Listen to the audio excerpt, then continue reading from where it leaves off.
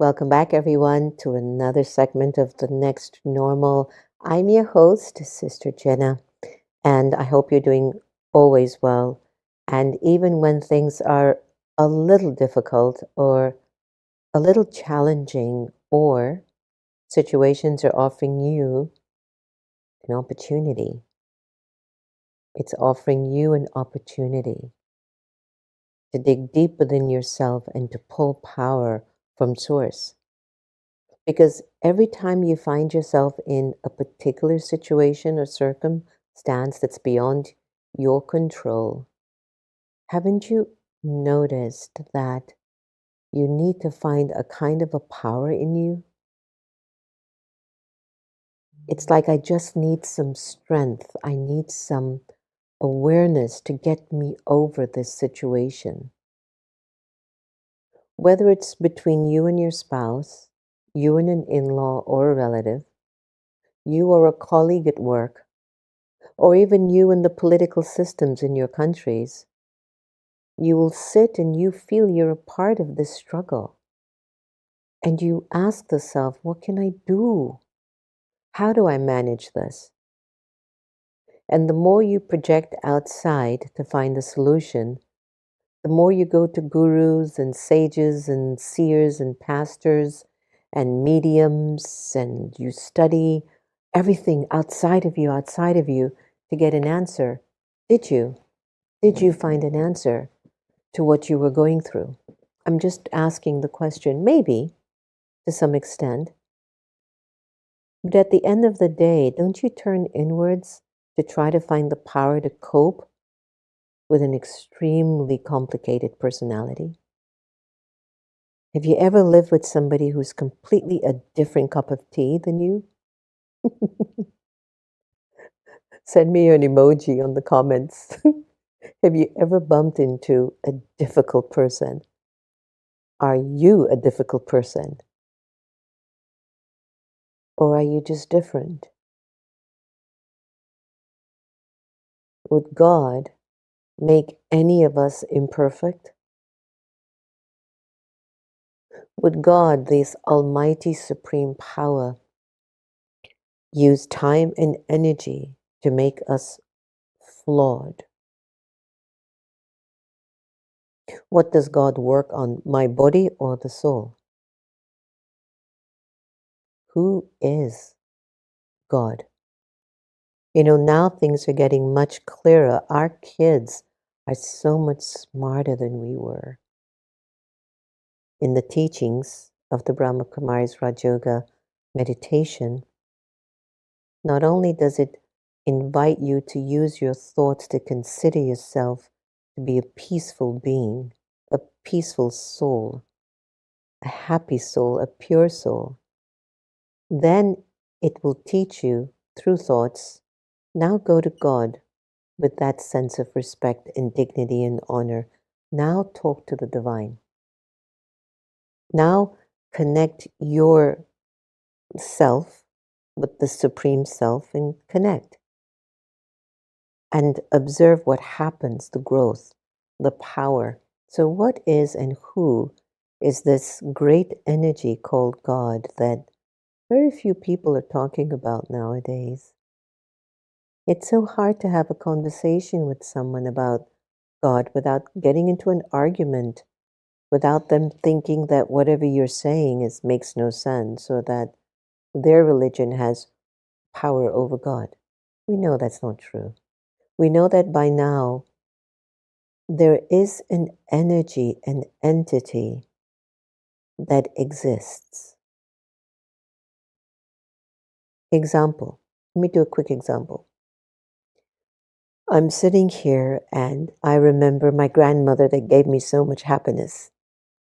And I see her form, I remember her name, and I start to think of all the great things we used to do together. We used to go riding on her three-wheel bicycle in Kendall, Florida at the time where I used to live. And then I'll think about that boss that I've spoken about who was so drunk with her role and her position. I don't get a good feeling, but I do have to give my good feelings to her to help her to overcome her situation, because she is a child of God too. I'm a child of God. But when I don't remember that she is also a child of God, I won't have any compassion for her. I don't have the strength to have compassion for somebody who gives me sorrow. Of course, I have to choose to take it. But for somebody to be giving me sorrow, I can't handle it. I have to run away or defend myself or attack. Well, who are you? You're no better than me. You are like this. You are like that. There's no God there. So in Raj Yoga, we learn to use our thoughts to connect the soul to that supreme power, which we call Baba, by the way. It's a form of affection. And when the soul connects to Baba, God, is that supreme idea. God is this supreme energy, this supreme entity that is only like where all the power is. All the power is here. All the love is here. All the purity of energy is here. And you're simply focusing on that energy to fill you back up. So who is God? The supreme being, the remover of sorrow, the bestower of happiness, the ocean of peace, the ocean of love, the protector, the guide, your best friend, your supreme mother, your supreme father, your supreme teacher, your supreme guru. What is it in this entity that you can get so many relationships from that are the best of you? If you've had the best parents, you come out like this, you know? If you're married to the best partner, you guys feel like you're a team. There's nothing you can do to conquer the world. When you're with your friends who look out for you, who want the best for you, you turn to your friends and they've always got your back. I'm blessed with some of the best people, I tell you. And so if I can turn to people who uplift me, isn't that like God? But then sometimes they have their shortcomings, no? And sometimes they're not doing so well and you have to lift them up. So put aside the creation. We are the creation of the divine. Put aside that there are some in the creation that support and help me, but I can't keep going through this roller coaster of emotions with my relationships with people. Where can I anchor myself where there's just power coming in? Like every day I have to eat to nourish the body, right? So every day, don't I have to think about God to nourish my soul? Of course I do. Of course I do. Of course I want a being in my life that is absolute truth and love and peace and power.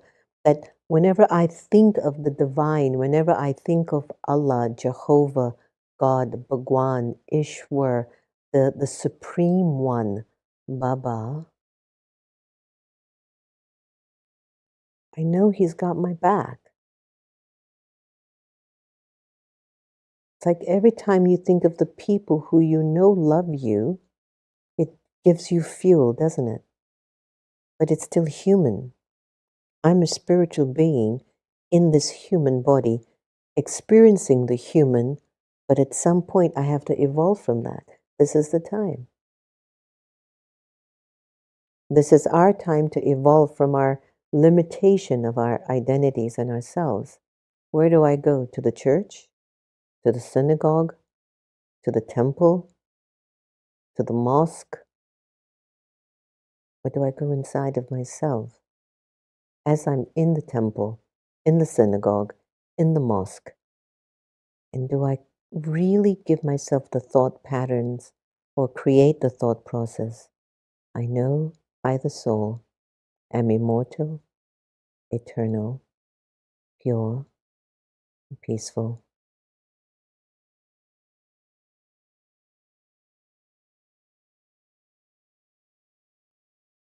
and the Supreme Power,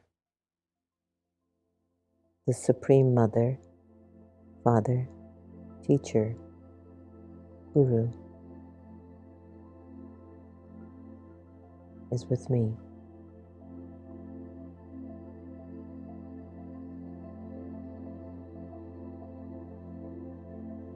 And when you, the soul, invest your thoughts into an awareness in energy such as the God idea, this supreme being that exists, it cleans everything out in you. It cleans things that are creating a blockage in you. The love starts to flow in, and love heals. Love removes clogged energy. Love removes confusion. Love removes peacelessness. And there's no secret. It's no mystery. God is love.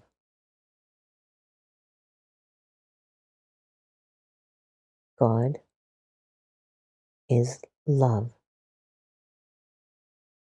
Am I love?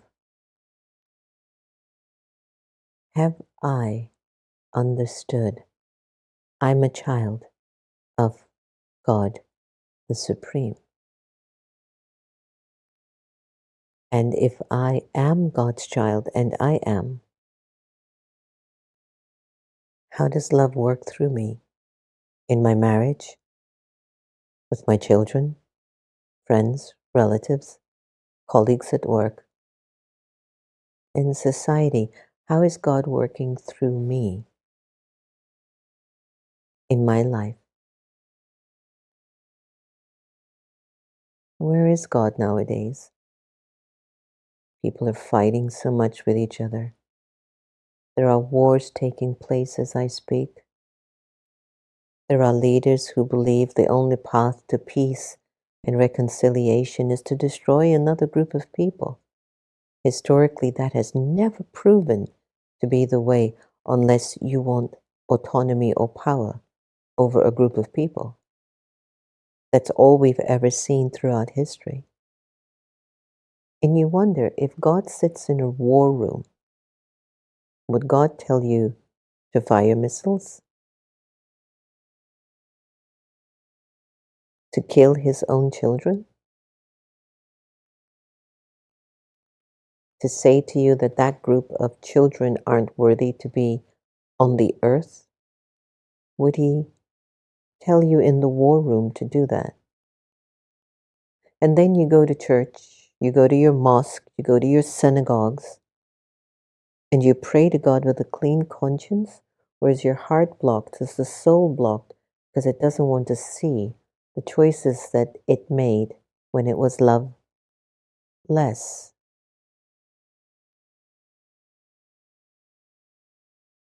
It's so easy to talk about the solutions to the world. But are you able to be loving to your spouse, your mother-in-law, that friend that betrayed you, stole from you? When God sits with you, next to you, you think of God, and your friend just stole $500,000 from you, and you're now left destitute, and God sits next to you. What would he tell you to do? Go after him, kill him, hurt him, maim him, defame his character all over the world. Would God touch your intellect to say that? Maybe he would ask you first, what was your intention to invest in this? Was there greed in your motive? You have to recognize your responsibility. At the same token, what that child did, it's not a good thing. But I'm going to ask you, call them, speak to the love in their conscience, you'll get your money back. They'll come to realization because of your spirit of love and forgiveness. It's interesting now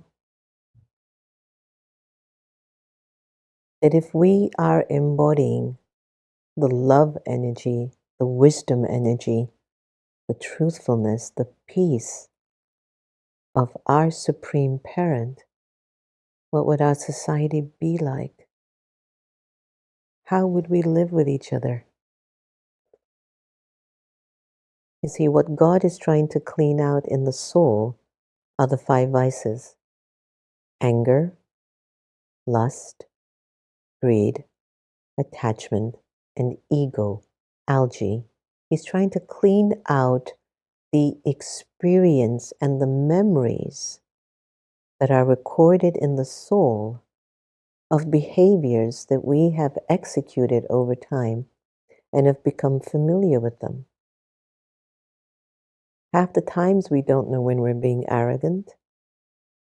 Half the times we don't know when it's attachment in our words and our behavior. We only recognize them when it becomes pandemonium, when it's just chaotic and vicious and angry and, it just gets like a rumbling. That's the only time we recognize how damaging it is. But we weren't recognizing it at a soul level. So I want you to keep checking privately inside of yourself. When you're in front of anyone that makes you feel uncomfortable, go to Baba. Baba, what does love want here of me with this person? Baba will give you a completely beautiful and powerful answer. Now, that person doesn't have to know you're having an issue with them, but you know. So let's say you go in front of that boss that was drunk with their role and position, right? And you went to Baba and you says, Baba, what does love want? They have it out for me. I can see it. And you ask Baba, what does love want? Then you're aware it's their ego that is working. And what can ego not stand in front of? A really purely loving person. It doesn't have the courage. That's the magic of God's energy when we use it. So I just wanted today to just be about reconnecting to your experience and your relationship with the divine. To be able to look into your heart and find that love that is there and that energy of God's presence that's in you, where there's a peace, there's a wisdom, there's a truthfulness, there's a courage, there is trust, faith, acceptance, there is bravery when you've got the energy of the divine in you. I'd like to just take a moment and just go into a meditation. And then I wouldn't mind, Santosh, if we could pull up chat after and see what chat says that God is to them. But just imagine how science or this machine, this idea, is picking up everything we've typed in a computer and is seeing what we're trying to understand. What I'm telling you, the teachings of Raj Yoga is so simple. You're a being of light, a soul, but God is the supreme one. There's nothing lacking in that energy. It is pure potential. The more I think of that energy, I become pure potential. The more I think about Baba, the better I become. The more I think about Baba, the more peaceful I become. The more I think about Baba, the more loving of a person that I become and I know I am. The more I remember Baba, the clearer things are. Do you see the benefits now of remembering God? Let's take a moment. Close your eyes. Take a deep breath in. Exhale. Breathe in again. Exhale. Ask yourself, what's the way to connect to my Supreme Creator, Mother, Father of the soul? What's the way?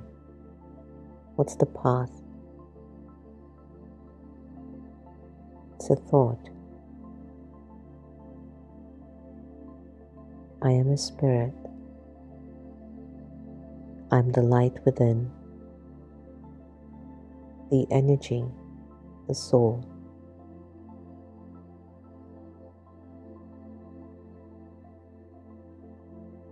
I'm peace and pure.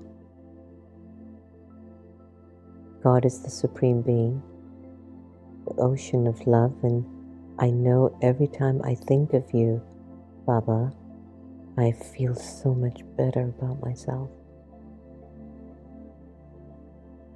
Every time I turn to you, that supreme aura of light, that orb of light, non-judgmental, non-critical,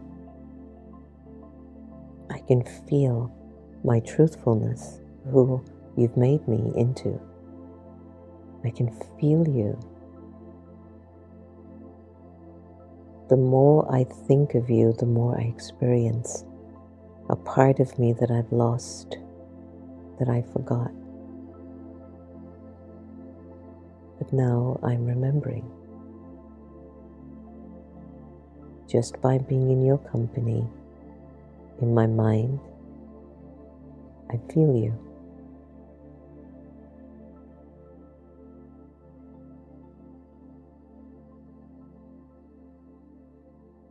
And each time I think of you, I become better. All the time.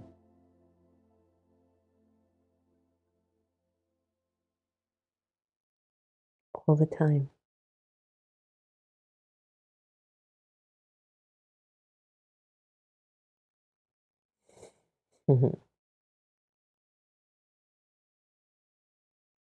Imagine doing this every hour on the hour. You just go to Baba. It would be so lovely, no? Just imagine what you'd become. Experiencing true love, true peace, true wisdom, true beauty every hour on the hour for just 1 minute. Who would you become as a person? For 5 years, 10 years from now, 20 years from now, 30 years from now, next lifetime from now, 10 lifetimes from now, who would you become? Such a beautiful person. Santosh, let's take a look and see what chat says. What is God or who is God? So let's see. Christianity, God is often understood as the supreme being, creator and sustainer of the universe. Lovely. Islam, God, Allah, is the singular, omnipotent, and merciful being who's the creator and sustainer of the universe. Very good. Judaism, God is a singular, omnipotent entity known as Yahweh or Jehovah, the creator of the universe, a deeply personal yet transcendent, and has a special covenant with the Jewish people. So there should be peace in Israel. The polytheistic religions believe in multiple gods, each with different roles, powers, and characteristics. For example, in Hinduism, there are many gods and goddesses which are representing various aspects of life, 33 million. In Buddhism, the concept of God is not central in traditional Buddhism, but it's a religion. So it makes you question, who is God, what is God? But some branches of Buddhism consider deities as part of the cosmos, but they're not viewed as creators or as essential for salvation. Hinduism, it is a henotheistic religion where a single deity is worshipped without denying the existence of other gods. It perceives God as a supreme cosmic spirit, also called Brahman, manifesting in various forms in gods. In philosophy, it varies. It argues for the existence of a supreme being or first cause. If you're an agnostic, it maintains that the existence of God is unknown or unknowable. Or if you're an atheist, it denies the existence of God or gods, often arguing that there's no empirical evidence supporting the notion of a divine being. It's interesting, huh? This is capturing everyone's thoughts on a computer and putting it together for some understanding. But in plain form, everyone, God is love. However you want to cut it up, dice it up. Love your enemies. Love your neighbors. Love yourself. Love all religions. Love the challenges that emerge and love the victories that you have. Love, love, love until there's no more war, no more fighting amongst people, no more hatred, dislike, or distrust. It's time that we move forward. All right, let's see what the Avyakt signal is for today. At present, you have to surrender yourself to the Supreme Father, the Flame, to such an extent that the words, this is my nature, this is my sanskar, this is how I am, will finish. When each one's nature is transformed into the highest, then you will have very beautiful spiritual auras. When you meet someone, you greet one another by shaking hands, whereas in your state of a higher consciousness, you will meet souls with your high sanskaras. When everyone's sanskars become similar, the world of one world, one religion, one people will come together. Wow. I love that one. That was awesome. Thank you so much for joining us, everyone. And for those of you out there, keep sending in your beautiful comments and blessings. Share what you're also picking up from the ideas, but lots of good wishes as well. And just remember, as I end the show, reduce your attachments, I tell you. They're taking away your happiness and your love. Practice loving everybody the same and watch miracles. Please take care of yourselves. See you soon. Meditation, intimate experiences with the divine through contemplative practices. A common sentient series by Sacred Stories Publishing. The quieter you become, the more you're able to hear. Rumi. A time to choose. We find ourselves right now in the age of great transformation, one of the most consequential moments in human history. These are indeed the times that the great prophets and seers throughout the millennia have spoken about. Mankind has experienced and survived many eras of tremendous change, of course, yet with each turn of the spiral, the permutations become more amplified, as if there will be one final revolution of the cycle that turns it all around, so we can start anew once more.